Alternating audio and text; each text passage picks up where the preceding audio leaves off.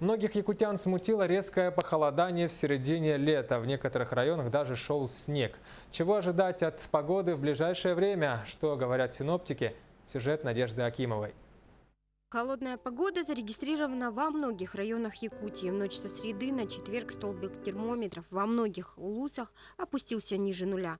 А в Себе-Себенькёль Кобяйского района выпали осадки в виде снега. Но лето продолжается, холодный воздух прогревается.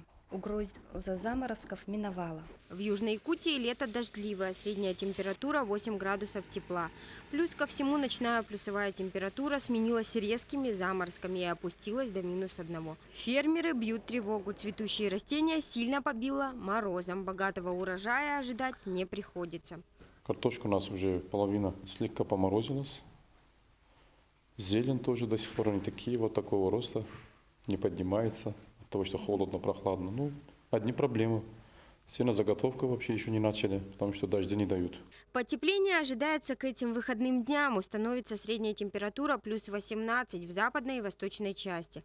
Долгожданное тепло придет и на юг Якутии. Но лето пока продолжается, будут еще теплые дни на юге.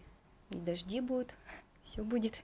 Заморозки в летний период в Якутии явление частое. Несмотря на то, что теплая погода установится в ближайшие дни, июльские народные приметы предвещают короткое лето и раннюю теплую осень.